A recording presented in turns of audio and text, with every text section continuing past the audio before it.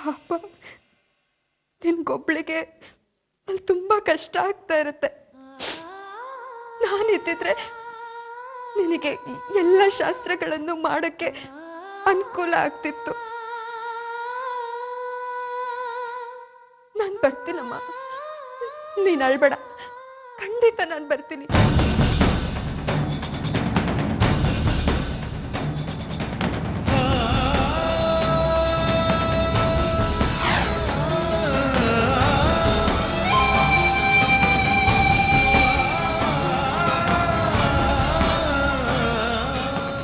ಸರಿಯಮ್ಮ, ನೀನು ಮದ್ವೆ ತಯಾರಿ ಕಡೆ ಗಮನ ಕೊಡು. ನಾನು ಬರ್ತೀನಿ. ಫೋನ್ ಇಡ್ತೀನಮ್ಮ. ಕಂದ.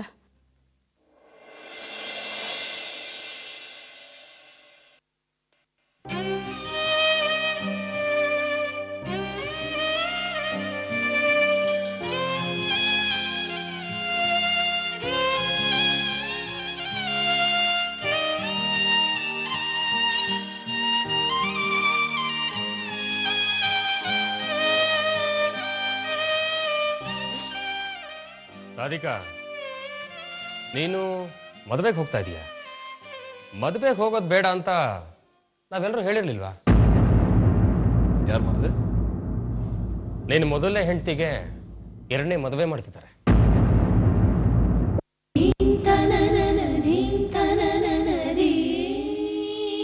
ಆ ಎರಡನೇ ಮದುವೆಗೆ ನೀನು ಎರಡನೇ ಹೆಂಡತಿ ಹೋಗ್ತೀನಿ ಅಂತ ಹೇಳ್ತಿದ್ದಾಳೆ. ನಾವ್ಯಾರು ಬೇಡ ಅಂತೀವಿ. ಇನ್ನು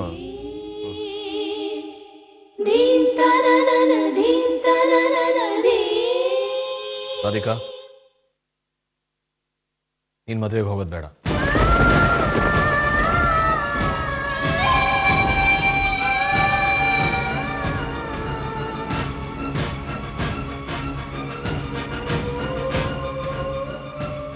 ಆಯ್ತಲ್ಲ, ಗಂಡನೇ ಮದುವೆಗೆ ಹೋಗೋದು ಬೇಡ ಅಂದಮೇಲೆ ಇನ್ನು ಆ ವಿಷಯದ ಬಗ್ಗೆ ಚರ್ಚೆ ಮಾಡೋದ್ರಲ್ಲಿ ಯಾವ ಅರ್ಥನೂ ಇಲ್ಲ.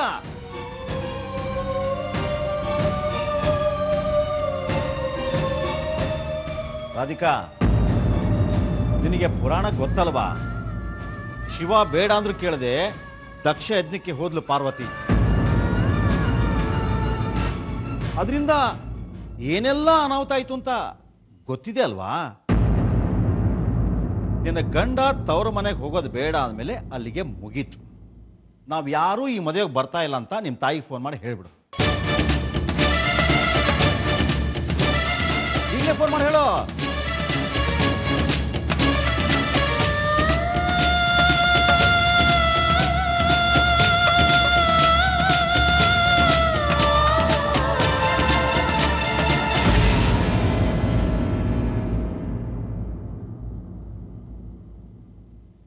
ರಾಧಿಕಾ,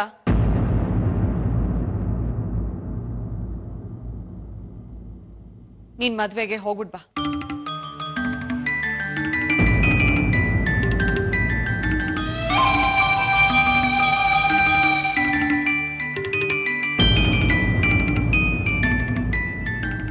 ಹೌದು ಅತ್ತೆ, ರಾಧಿಕಾ ಈ ಮನೆ ಸೊಸೆ, ವಿಶು ಹೆಂಡತಿ, ಎಲ್ಲ ನಿಜ. ಆದ್ರೆ ಅವಳಿಗೂ ತವ್ರ ಮನೆ ಮೇಲೆ ಅಕ್ಕರೆ ಇರತ್ತಲ್ವಾ?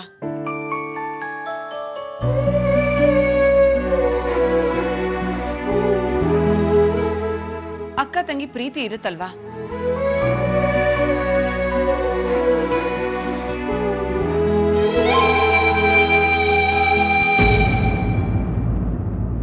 ಮದ್ವೆ ಸಂದರ್ಭದಲ್ಲಿ ಮನೆ ಮಗಳೇ ಹೋಗ್ಲಿಲ್ಲ ಅಂದ್ರೆ ಶುಭ ಕಾರ್ಯದಲ್ಲಿ ಅಪ್ಪ ಅಮ್ಮಂಗೆ ಸಂತೋಷನೇ ಇರಲ್ಲ.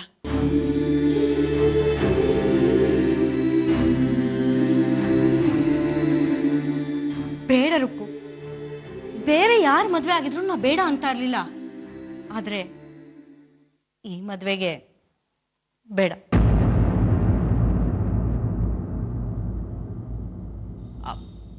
ಅತ್ತೆ, ನಾವು ಬರೀ ನಮ್ ದೃಷ್ಟಿಯಿಂದ ಯೋಚನೆ ಮಾಡ್ತಾ ಇದೀವಿ. ಆದ್ರೆ ಒಂದ್ಸಲ ರಾಧಿಕನ್ ಸ್ಥಾನದಲ್ಲಿ ನಿಂತು ಯೋಚನೆ ಮಾಡಿ.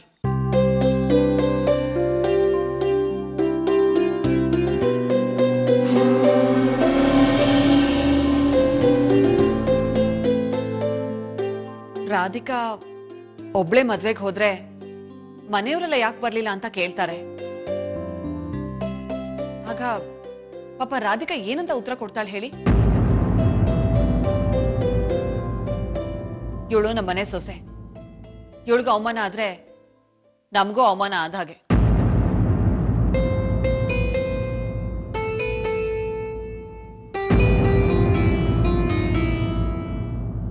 ರಾಧಿಕನ್ ಖುಷಿಗೋಸ್ಕರ ಆದ್ರೂ ನಾವೆಲ್ಲರೂ ಈ ಮದ್ವೆಗೆ ಹೋಗ್ಲೇಬೇಕು.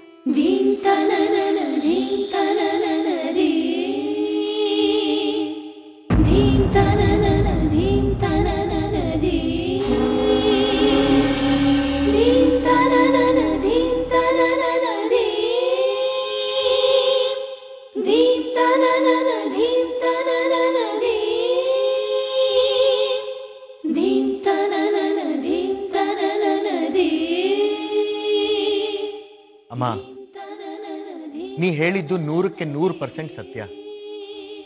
ಅಜ್ಜಿ, ನೀವೇನ್ ಹೇಳ್ತೀರಾ?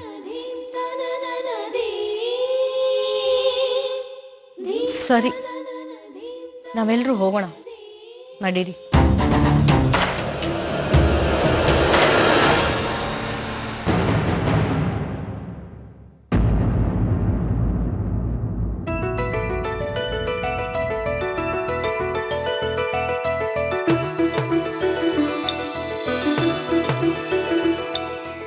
ಯಾರು ಬೇಕಾದ್ರೂ ಹೋಗಿ, ಆದ್ರೆ ನಾನ್ ಮಾತ್ರ ಬರಲ್ಲ.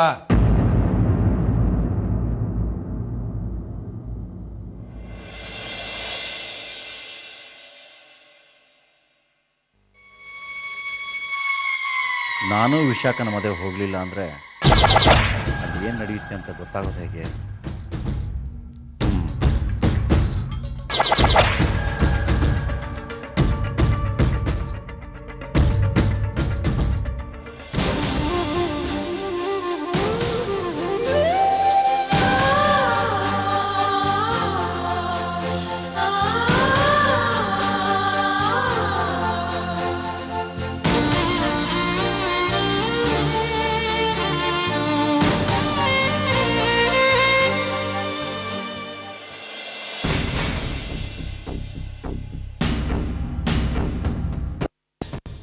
ವಿಶಾಖ ಕೈ ಕೊಡ್ಬೋದು ಅಂತ ಅನುಮಾನ ಆಯ್ತು.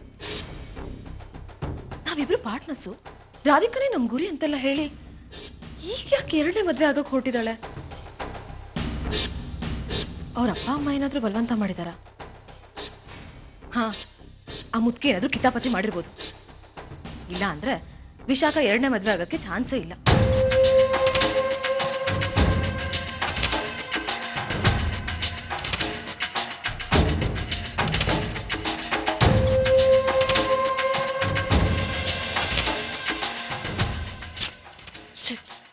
ಫೋನು ಸ್ವಿಚ್ ಆಫ್ ಮಾಡ್ಕೊಂಡೇಳೆ. ರಮ್ಯಾ, ಯಾರಿಗೆ ಫೋನ್ ಮಾಡ್ತಿದ್ಯಾ? ವಿವೇಕ್, ನನ್ನ ಫ್ರೆಂಡಿಗೆ ಫೋನ್ ಮಾಡ್ತಾ ಇದ್ದೆ. ಫೋನ್ ಸ್ವಿಚ್ ಆಫ್ ಮಾಡ್ಕೊಂಡೇಳೆ, ಅದಕ್ಕೆ ಬೇಜಾರಾಯ್ತು.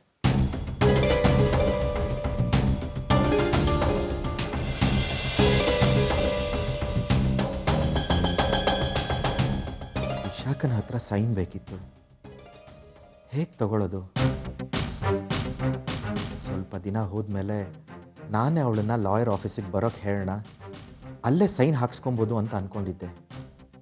ಆದರೆ ಈಗ ನೋಡಿದ್ರೆ ಇನ್ನೊಂದು ರೀತಿ ಪ್ರಾಬ್ಲಮ್ ಶುರುವಾಯಿತು. ವಿಶು ಹತ್ರ ಇದನ್ನು ಡಿಸ್ಕಸ್ ಮಾಡೋದಕ್ಕೆ ನನಗೆ ಇಷ್ಟ ಇಲ್ಲ. ಪಾಪ ಅವನು ಈಗೀಗ ರಾಧಿಕನ್ ಜೊತೆ ಖುಷಿಯಾಗಿದ್ದಾನೆ. ಈಗ ಅವನೆದುರು ವಿಶಾಖನ ಹೆಸರೆತ್ತೋದಕ್ಕೆ ನನಗೆ ಮನಸ್ಸು ಬರಲ್ಲ. ಇನ್ನು ಡೈವರ್ಸ್ ವಿಷಯನ ಪ್ರಸ್ತಾಪ ಮಾಡೋದು ಹೇಗೆ?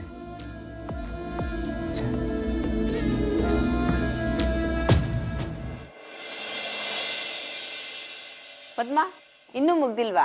ಬೇಗ ಬೇಗ ಕಲ್ಸು. ಸುನಂದ, ವಿಶಾಖ ಬಂದಿಲ್ವಾ? ಇನ್ನೂ ಬಂದಿಲ್ಲ, ಒಳಗಿರ್ಬೇಕು. ಎಷ್ಟೊತ್ತು ತಗೋತಾಳಪ್ಪ ಈ ಹುಡುಗಿ. ಲತಾ, ಹೋಗಿ ವಿಶಾಖ ಕರ್ಕೊಂಡ್ ಬಾಪ. ಎಲ್ಲ ತಯಾರಿದೆ ತಾನೆ? ಹಾ ಅಕ್ಕ. ವಿಶಾಖ ಬಾ. ವಿಶಾಖ,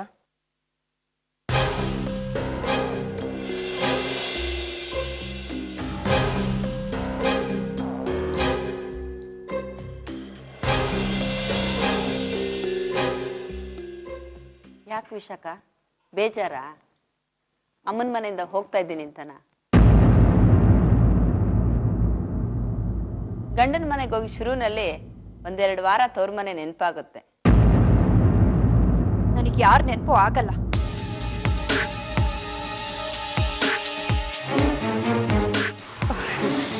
ಅದು ನಿಜ, ಬೇರೆ ಊರಾದ್ರೆ ಹಾಗನ್ಸೋದು ಸಹಜ. ಆದ್ರೆ ವಿಶಾಖಂಗೇನು ಇದೇ ಊರಲ್ಲೇ ಇರ್ತಾಳಲ್ಲ, ಯಾವಾಗ ಬೇಕಾದ್ರೂ ಇಲ್ಲಿಗೆ ಬಂದು ಹೋಗ್ಬೋದು. ಒಂದ್ ನಿಮಿಷ, ಹಂಡೆ ನೀರು ಬಿಸಿ ಆಯ್ತಾ ಅಂತ ನೋಡ್ಕೊಂಡ್ ಬರ್ತೀನಿ. ಅಷ್ಟರಲ್ಲಿ ನೀವೆಲ್ಲ ಸಿದ್ಧತೆ ಮಾಡ್ಕೊಳ್ಳಿ.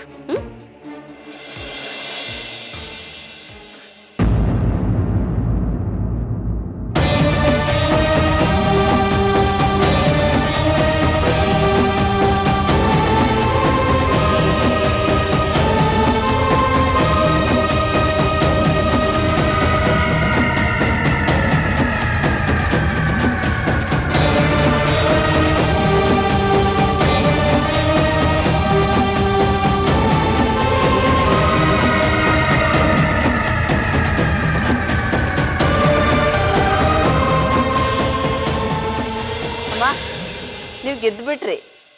ನಿಮ್ ಕಣ್ಣೆದುರುಗಡೆನೆ ಇಬ್ರು ಮೊಮ್ಮಕ್ಳು ಮದ್ವೆನೂ ಆಗೋಯ್ತು. ಇನ್ನೇನು 1 ವರ್ಷದಲ್ಲಿ ಮಕ್ಕಳನ್ನ ಎತ್ತ ಆಡಿಸ್ತೀರಾ. ಯಬ್ಬಾ, ನನ್ನ ತಲೆ ಸಿಡಿದು ಹೋಗ್ತಾ ಇದೆ. ನಿಮ್ ಕೆಲಸ ಏನಿದೆಯೋ ಅದನ್ನೆಲ್ಲ ಮಾಡಿ ಬೇಗ ಹೊರಡಿ ಇಲ್ಲಿಂದ.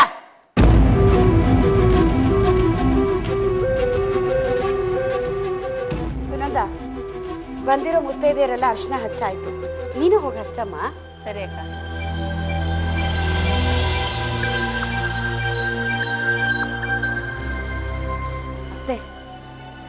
ಯಾಕೆ ಹಾಗೆ ಮಾತಾಡ್ತೀರಾ? ಅವರೆಲ್ಲ ಮದುವೆಗೆ ಅಂತ ಬಂದಿದ್ದಾರೆ. ಮದುವೆ ಮುಗಿಸ್ಕೊಂಡು ಹೊರಡ್ತಾರೆ ಬಿಡಿ. ದಯವಿಟ್ಟು ಅಲ್ಲಿ ತನಕ ಸುಮ್ಮನೆ ಇದ್ದು ಬಿಡಿ.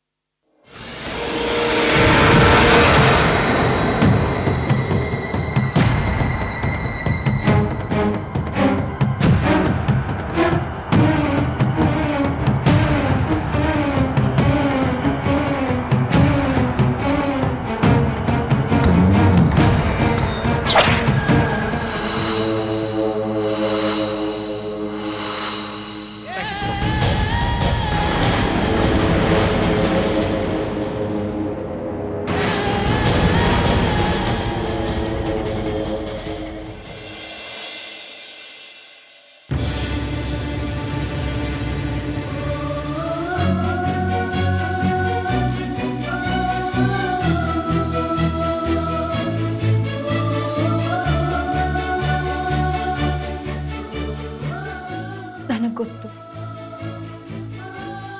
ನಾನು ನಿಮ್ ಇಷ್ಟಕ್ಕೆ ವಿರುದ್ಧವಾಗಿ ನಡ್ಕೋತಾ ಇದ್ದೀನಿ. ಆದ್ರೆ ಮದ್ವೆಗೆ ಹೋಗ್ಲಿಲ್ಲ ಅಂದ್ರೆ ಅಮ್ಮ ಬೇಜಾರು ಮಾಡ್ಕೋತಾರೆ. ನಾನು ಮದ್ವೆಗೆ ಹೋಗ್ತೀನಿ ಅಂತ ಹೇಳಿದ್ದಕ್ಕೆ ನಿಮಗ್ ಬೇಜಾರಾಗಿರ್ಬೋದು. ಏನ್ ಮಾಡ್ಲಿ ನಾನು? ಪಾಪ ಅಮ್ಮ ಈಗಿರೋ ಪರಿಸ್ಥಿತಿನಲ್ಲಿ ನಾನು ಅವಳಿಗೆ ಸಹಾಯ ಮಾಡಲೇಬೇಕು ಅಂತ ನನ್ಗನ್ನಿಸ್ತು. ರಾಧಿಕಾ, ನೀ ನನ್ನ ಮನಸ್ಸಿಗೆ ನೋವು ಮಾಡಿದ್ಯಾ. ಅದಕ್ಕೆ ನಿನಗೆ ಪನಿಷ್ಮೆಂಟ್ ಆಗಲೇಬೇಕು. ಬಾಯ್ಲೆ ಬಾಯ್ಲೆ.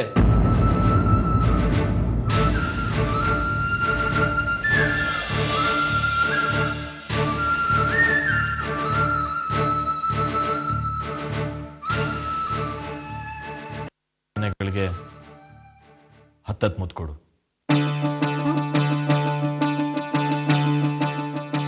ಕೊಡು. ಗಾಬರಿ ಆಗ್ಬಿಟ್ಟೆ ನಾನು. ರಾಧಿಕಾ, ನಾ ಹೋಗ್ತಾ ಇರೋದು ವಿಶಾಖನ ಮದ್ವೆಗಲ್ಲ, ನಿನ್ನ ಅಕ್ಕನ ಮದ್ವೆಗೆ. ನಿನ್ ಪ್ರೀತಿ ಸಂತೋಷದ ಮುಂದೆ ನನ್ನ ಕೋಪ ದ್ವೇಷ ಎಲ್ಲ ತಣ್ಣಗಾಗೋಗುತ್ತೆ.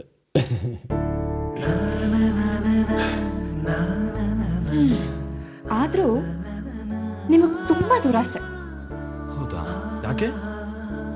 ನಿಮ್ಗೆ 10 ಮುತ್ತು ಬೇಕಾ? ಒಂದ್ ಸಾಲಲ್ವಾ? ಒಂದು ಸಾಕಾಗತ್ತೆ, ಆದ್ರೆ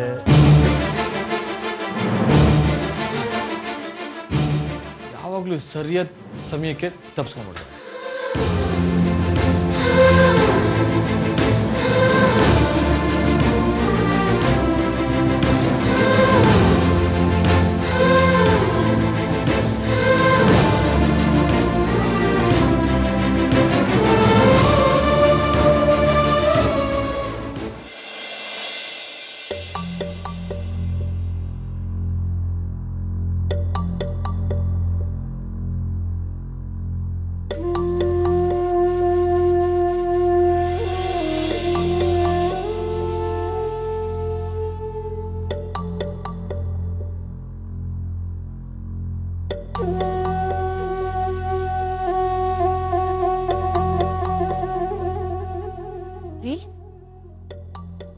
ಯಾಕಿಲ್ಲ ಒಬ್ರೇ ಕೂತಿದ್ದೀರಾ?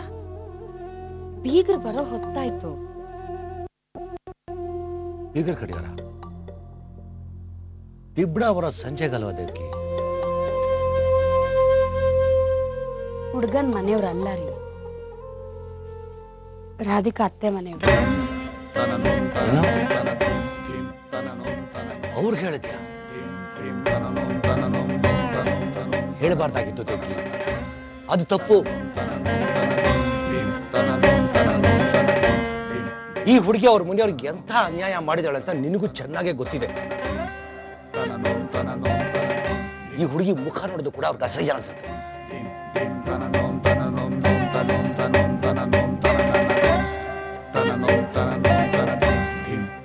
ದೇವ್ಕಿ,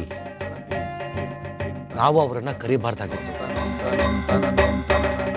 ನಾವು ಅವ್ರನ್ನ ಕರೆದ್ರು ಅವ್ರಿಗೆ ಬರೋದಕ್ಕೆ ಮನಸ್ಸಾದ್ರೂ ಹೇಗಿರುತ್ತೆ ಹೇಳು? ಅವರು ಮುಜುಗರಾಗಲ್ವಾ? ನೀವೇ ಯೋಚನೆ ಮಾಡಿ. ನೀವ್ ಹೇಳೋದ್ ನಿಜ ರೀ.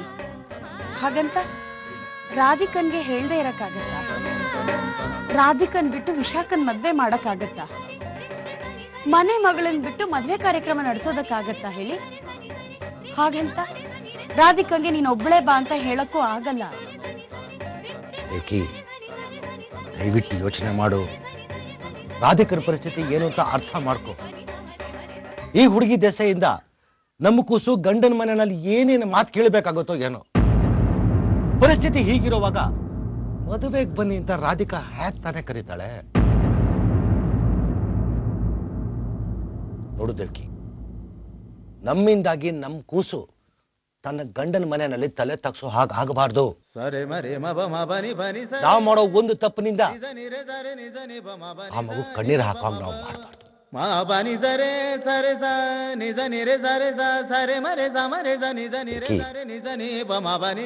ಸತ್ಯ ಹೇಳಬೇಕು ಅಂದ್ರೆ ರಾಧಿಕನ್ನ ನೀನು ಮದುವೆ ಕರೀಲೇಬಾರ್ದಾಗಿತ್ತು.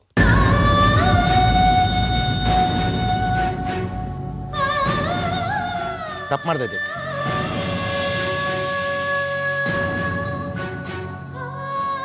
ರಾಧಿಕಾ ಇಲ್ದೆ ಈ ಮದ್ವೆ ನಡಿಯಲ್ಲ ರೀ. ವಿಶಾಖನ ಮಂಟಪಕ್ಕೆ ಕರ್ಕೊಂಡ್ ಬರಕ್ಕೆ ರಾಧಿಕಾ ಅಲ್ದೆ ಬೇರೆ ಯಾರಿಂದನೂ ಆಗಲ್ಲ. ರಾಧಿಕಾ ಇಲ್ದೆ ನಾನು ಒಬ್ಬಳ ಕೈಲಿ ವಿಶಾಖನ ಒಪ್ಸಕ್ ಆಗಲ್ಲ. ಈ ವಿಶಾಖ ಗಂಡನ ಮನೆ ಸೇರೋ ತನಕನೂ ನನಗ್ ಜೀವದಲ್ಲಿ ಜೀವ ಇರಲ್ಲ. ರಾಧಿಕಾ ಇದ್ರೇನೆ ನನಗ್ ಸ್ವಲ್ಪ ಧೈರ್ಯ ಬರೋದು.